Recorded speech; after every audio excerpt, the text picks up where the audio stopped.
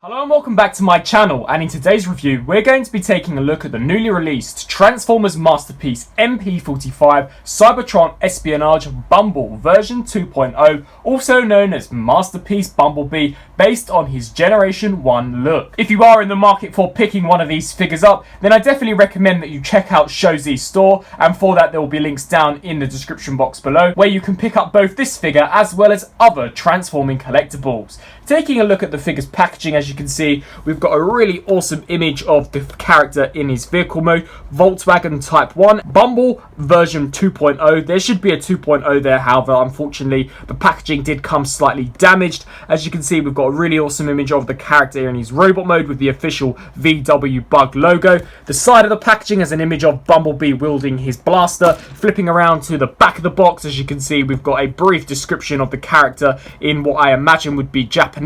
We've also got an image of the figure in his vehicle mode, as well as a plethora of different product shots, an image of him stood next to MP-45 Optimus Prime, and a picture of Bumblebee next to Spike. The other side of the packaging just has an image of Bumblebee in his VW Bug from a side view angle, and then the top has the Transformers masterpiece MP-44 Cybertron Espionage Bumble version 2.0. And here we have the new masterpiece Bumblebee opened up and out of his packaging, and as he comes packaged in his vehicle mode. Now this is 2.0 for the simple fact that this is inspired by Bumblebee's more cartoon accurate appearance rather than a more realistic approach. This is supposed to look very faithful to the actual Gen 1 cartoon, which for the most part I definitely think it does a good job at. As you can see, he does in fact include a Spike with Wiki figure. I do believe this character is called Spike. If you're familiar with MP-44 and the figures that came with him, you know what to expect with this. The joints are incredibly loose. As you can see, this one just wants to pop off all the time, and it's really hazardly done. As you can see, the ball joint doesn't look very pristine whatsoever, and it does clip onto a transparent peg. There are some nice detailings on this figure, however he is faceless, and we merely just have some sculpted in detailing of where the eyes and mouth nose should be. Flipping around to the back, we've got a huge gap in the back of the torso, which looks rather unsightly. So personally for me, this isn't the highlight of the set by no means. Now taking a look at the actual figure himself, I think that he actually becomes a really nice, compact, very Gen 1 accurate looking VW Bug. For the most part, he definitely does look like what we see on screen. We've got a really nice stamped Autobot insignia on this side of Bumblebee. He does come with an accessory, the I Heart or I Autobot New York, for a license plate. We do have a slight tint to the windows to give it a smoky effect. However, they do not cover up the interior of all the robot mode components, which is a shame. As you can see, he is very squat. One of my first complaints with this figure is that he really doesn't like tabbing in whatsoever. This side just always wants to fight me and always wants to push itself out. This side cleans up fairly nicely. As you can see, I do believe I've got the panels pegged in as tight as they can go, but this one really has a tendency to just pop out of place. There is quite a lot of pressure pushing it out, which is a shame. It's only a matter of just getting the friction to hold it in that sometimes it holds, and as you can see, there is a slight mold manufacturing issue on one of these vents within the wheels, which is a shame as well. Turning around to the back, we've got some nice bumper detailing as well. It does appear to be created in different types of yellow. The yellow on the doors looks a lot darker than the yellow on the front. I do believe that that is supposed to be the look that they were going for. I'm not entirely sure, but this figure as a whole has let me down in some ways. I really don't think the quality on this is as good as MP-44 Optimus Prime, and it seems to me that whilst Takara are increasing their pricing, and whilst they are making improvements to their transformations and making them more advanced, they're definitely not producing quality figures like they really should be. This definitely should have been ran through a few more tests to really see if it did hold up as well as it was meant to. It really shouldn't have any QC issues such as unlining door panels, especially considering this is a brand new figure. As you can see, the figure can roll reasonably well if you get all of the wheels aligned appropriately. As I stated, this is just going to pop out all the time, which is such a shame. You can take the blaster that he does also come with, and it can slot into two slots within the legs, so just lining that up and pegging that in. If you push it in all the way, it still rubs along the floor. There is like a millimeter of clearance, so unless you've got this figure transformed exactly how the Takara engineers wanted it to, you are definitely going to get the blaster rubbing along the ground, and considering the tolerances on this figure so far appear to be trash, you're definitely not going to get this rolling with this installed on the bottom without scraping some of the paint off. So getting straight into transformation, the first thing you're going to want to do is try and remove this additional accessory, which is of course the additional license plate. It is on there incredibly securely, and as you can see, I have just popped it off as that is how much force is required to take it off, and it will just pop off like so. And just to conceal this up, because it has all popped out, that is the look that you get without the license plate. Now, to begin transformation, what you're essentially going to want to do is pop open the side doors just like so, and then that will then pop open all of this as well. We can then take these legs and just bring these feet sections out just like so. Take this and just lift it back to give us some clearance. We will actually transform the legs first, so what you're going to want to do is lift these panels up here, extend this joint, and in here you're actually going to want to rotate this around so that it exposes this peg that will plug into this slot. So just snap that into place. This section here will come down on a double hinge joint and will clip into place just like so.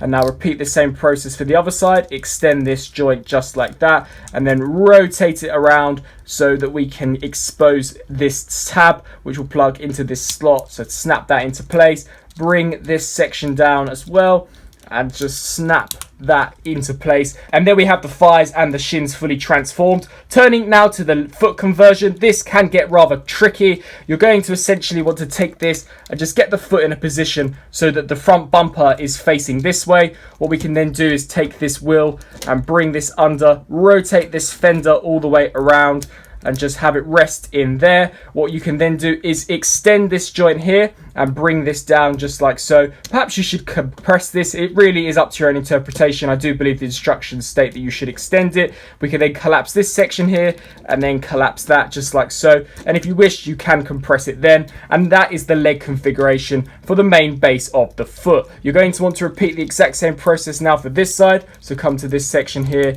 and just make sure that you get this front bumper section towards the front. What we can then do is take this and rotate this all around just like so, and then take this, and I guess you should compress it, and then take that, snap that down, and then take this section and snap that down. These should look identical, which they more or less do. If these front bumper sections are still pointed upwards, you're going to want to bring them down just like so to complete the leg look. Now, turning to what is definitely the most complicated piece of the transformation, we get to the main torso and backpack area of the figure. What you're going to want to do here is take this bumper section and bring it down just like so. We can then hinge these sections in as well, and it really is just a matter of disengaging all of this here. You have to be rather delicate with it, I have found, seeing as that a lot of the pieces are clear plastic. So just untab all of this. This will then come over the top just like so, which will then allow you to take this section here and push this forwards and outwards just like so. What we can then do is take this section here, and you're going to essentially want to bring this forwards until it will clip into place. I just want to make sure that everything is out of the way, as I don't want to bust anything. Maybe lift these wheels up slightly, and then that will allow you to bring this forwards. We can then take these arms and split those. These pieces here will rotate and rest along the side of the arms, and just bring those out. We can then take Bumblebee's head, pull this forward, and it will snap into place just like so. Now what you're going to want to do is compress these sections in, and then compress these sections in as well. And essentially you're going to want to try and get these pieces here, which are a slightly darker shade of yellow, into these grooves here. So you're just going to want to accordion those in and make sure that they snap into place. You're going to want to repeat the same process now for this side, ensuring that it clips into place. And as you can see, there are these two tabs on both sides that will actually plug into slots. It is rather difficult to show you, but there are translucent slots. You're just going to want to push the backpack in, and they will tab into place really, really securely. What we can then do is rotate the waist around. We can bring the arms down if you so choose. However, what I suggest you do here is take this whole section and just bring this back piece that is on a double hinge, just bring this up, as what we're now going to do is take this, collapse this in, and then this will go in between the middle of the torso. So just take this and bring this in just like so, compressing it as much as you possibly can, ensuring that you're not applying too much pressure, as of course we don't want to snap or stress any of this clear plastic out. What we can then do is take this, and this folds in just like so, and then folds up into place there. What you can do here is take this and pull this away from the body ever so slightly. You're then going to want to take this and this whole mushroom peg section should pop out a little bit more than that.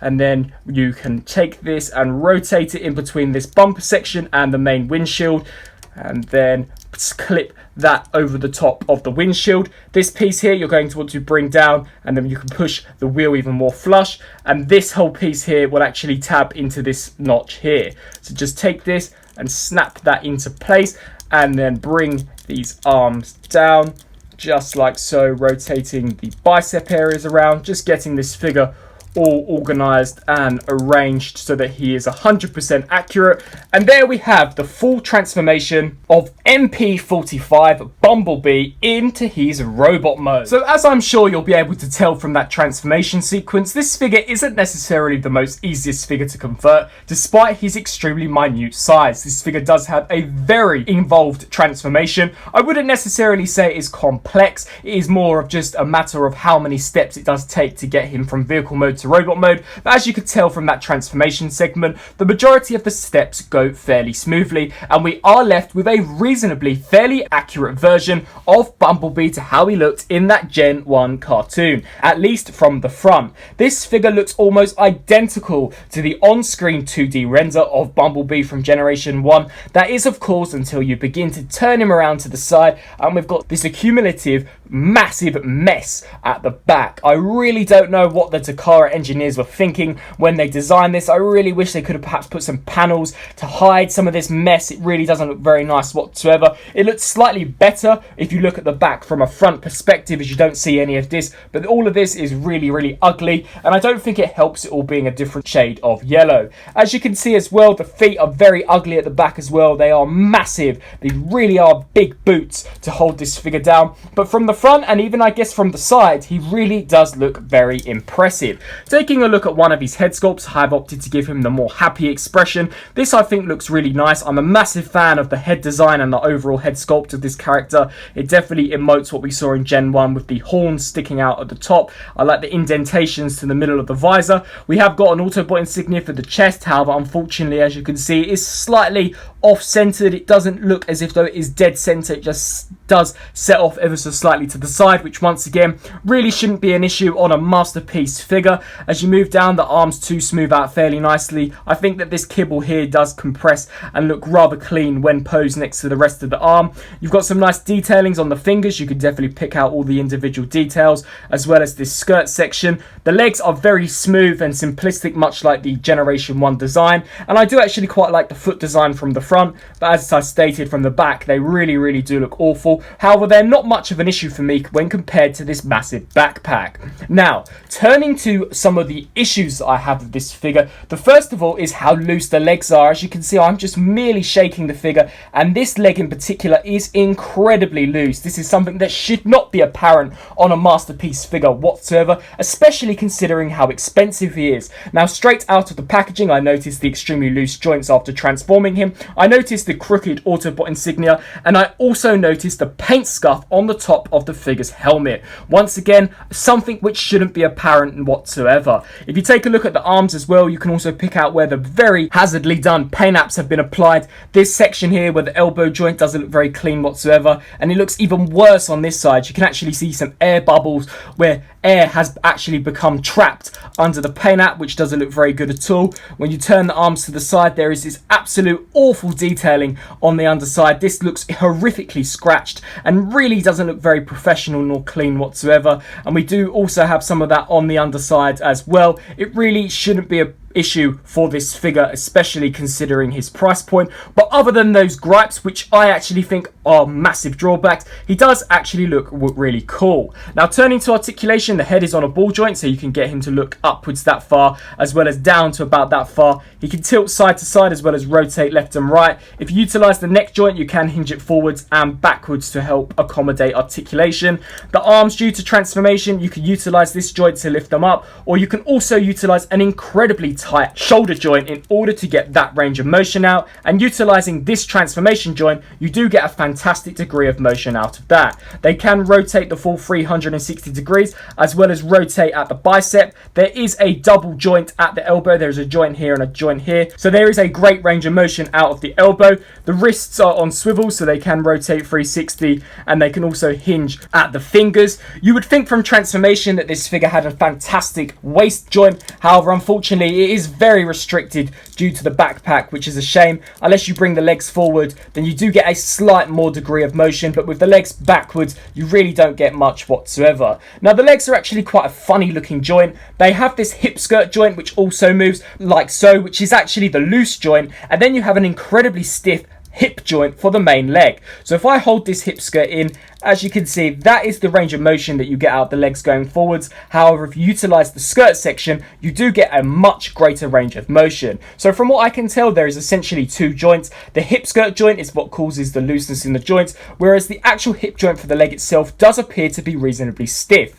If you hinge out this hip skirt section, you can get the legs to do the splits all the way. There is also a rotation at the thigh, however, it is incredibly stiff. We do get a great degree of motion out of the knee. It's only a single hinge, but you do get a real great degree of motion. The feet are actually reasonably articulated. They can hinge forwards and backwards just like so, as well as a magnificent ankle rocker joint. So overall for articulation, despite the looseness in joints, it is actually quite impressive, and you are actually able to emote this figure and pose him around in many different ways. Now, turning to some of the accessories that the figure comes with, not only does he come with this incredibly happy, very emotive faceplate, but if you actually remove it just like so, popping it out is incredibly easy, and insert one of the alternate face plates, you can actually get quite a different look out of the figure. This is rather fiddly due to his minute size, however is really effective. As you can see, I'm not entirely sure what Takara were going for when they gave him this type of face expression. To me, it just looks as if though he is slightly shocked, or it is more of a neutral expression for Bumblebee.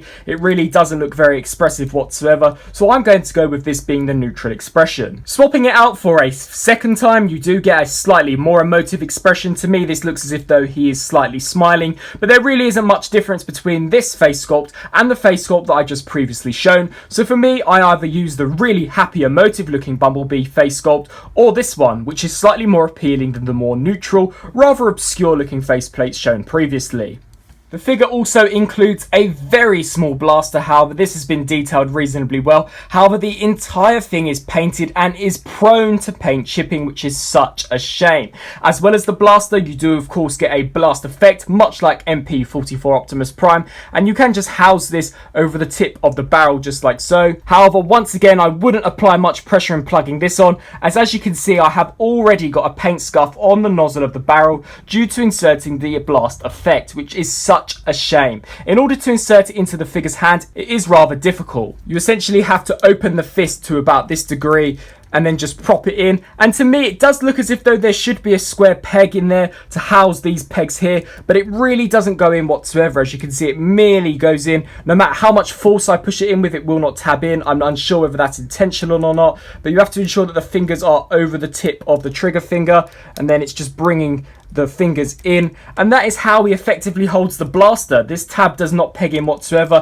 It really does just rely on the hinge joint of the fingers, which is a shame. Once again, I'm not sure whether or not that is intentional or not, whether this peg is supposed to be integral to him holding the gun, but as you can see, you can get the gun off to a slightly offset angle, so if you wanted to bring this other arm around, you could do that, I guess. So just bringing this forwards, you could then take this hand here and then bring this and create the pose on the packaging where he's using both of his hands to aim the gun, which is actually quite a cool looking pose. So I guess that the feature of where the plug doesn't peg into the hand is beneficial for some posing options. However, once again, I do not know whether that's a manufacturing issue on my copy. And for a very quick masterpiece comparison, here I have the newly released MP-45 Bumblebee compared next to the Wheeljack, the Plus version, as well as Blue Streak, also the Plus more animated accurate version, as well as the newly released MP-44 Optimus Prime. Personally, I actually think that this scale here works perfectly. This is definitely more or less what we saw in the Gen 1 cartoon,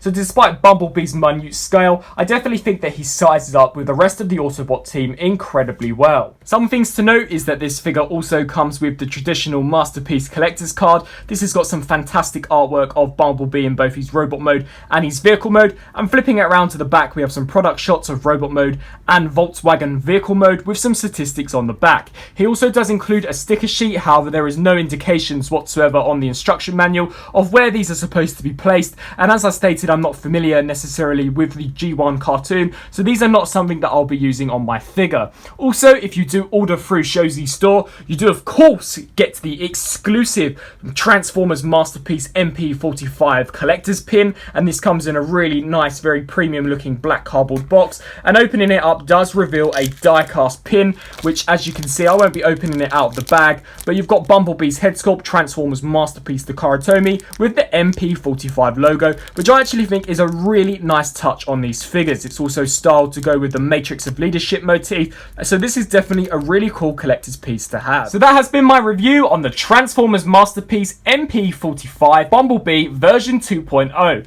Personally, this figure for me is a massive mixed bag. On one hand, I really like the stylized, more Generation 1 cartoon accurate look that they went for. I think that the Volkswagen bug looks definitely very cute and is definitely a really interesting take on the Volkswagen design. I think that the transformation is rather involved, which is fantastic from a Masterpiece figure, and I think that the robot mode definitely looks fantastic, particularly from the front angle. When you begin to take a look at the figure from the side view or the back view, there is no denying that those massive feet as well as that incredibly large backpack definitely do draw away from the more accurate looking MP figures that we have become to know and love. I also think that tolerance issues on these figures really shouldn't be apparent whatsoever. You are paying a more expensive price point, so you really should be getting a more expensive, more premium looking figure, and problems such as loose joints are problems that plague figures such as Deluxe classes and Voyagers, not high-end Masterpiece figures. So that to me is definitely a massive drawback, and I really do not like how the panels in vehicle mode do not align appropriately, and even if they do, they are prone to popping off.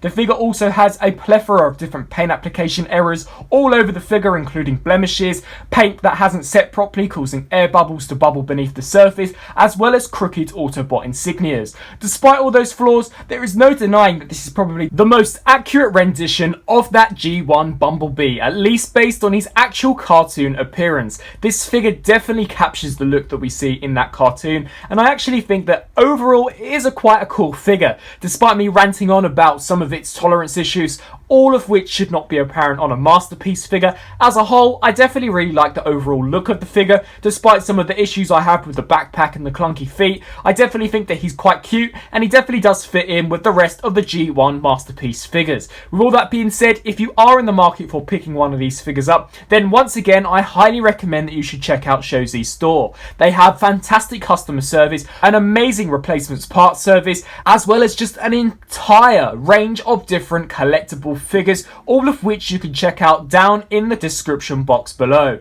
With all that being said, I hope that you enjoyed my review, and until my next review, I'll see you then. Thanks for watching.